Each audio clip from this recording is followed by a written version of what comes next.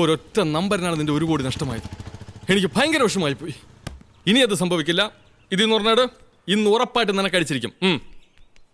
വേണ്ട, എനിക്ക് ലോട്ടറി അടിച്ചു.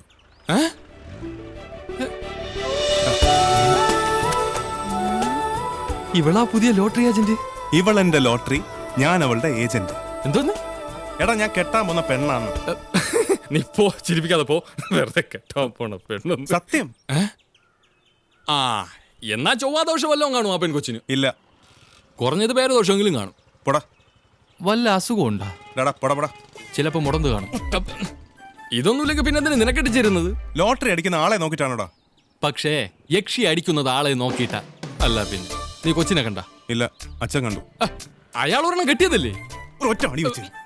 എടാ, എനിക്ക് എവിടെ ഒന്ന് കാണണം. നീ ഒന്ന് ഹെൽപ്പ് ചെയ്യൂ. നീ സമാധാനപ്പെട്, നമുക്ക് ചെന്ന് കണ്ട് കാര്യങ്ങളെല്ലാം സംസാരിക്കാം. പക്ഷേ ഞാനും വരും. ഫോട്ടോ കണ്ട ഹിന്ദി നടിയെ പോലെ തോന്നും. ഇപ്പോഴത്തെ ഫോട്ടോ കണ്ടൊന്നും വിശ്വസിക്കരുത്. അറിയാലോ നമ്മളെ സ്റ്റുഡിയോ. ഇതങ്ങനൊന്നുമല്ല. അവള്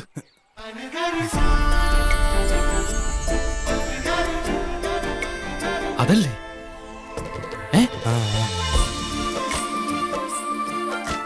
ഫോട്ടോയിൽ കണ്ടതുപോലെ തന്നെ. ശരിയാ, നേരിട്ട് കണ്ടപ്പോ 10-35 വയസ്സ് തോന്നിക്കും. പ്രായം കൂടുതല. വിട്ടള. കുറവാ. മറ്റോ മുടന്തോ വിക്കുണ്ടെങ്കിൽ നമുക്ക് ക്ഷമിക്കാം. മറ്റതാണെങ്കിൽ നീ കുഴയും. ഏത്? വല്ല മാനസിക രോഗോ ഗർഭോ. നീ ഒന്ന് ചുമ്മാരടാ, ഞാനൊന്ന് പോയി ചോദിച്ചിട്ട് വരാം. അല്ലെങ്കിൽ വേണ്ട, നീ പോയി ചോദിക്കും. സ്വന്തം കെട്ടിയോളുടെ മുന്നിൽ നിന്ന് സംസാരിക്കാൻ എനിക്ക് പേടിയാ. പിന്നെ ഇത് നീ ചെല്ല്.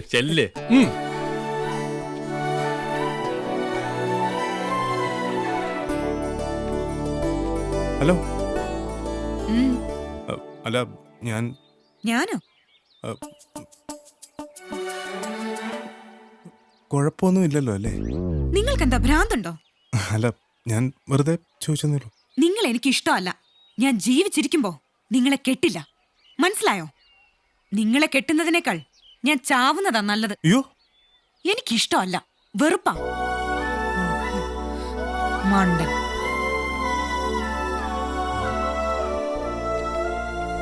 എന്താ അവള് പറഞ്ഞേ?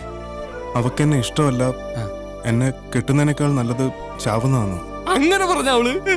അപ്പൊ മാനസികാരോഗ്യമുള്ള കുട്ടി തന്നെ, ഒരു കുഴപ്പമില്ല.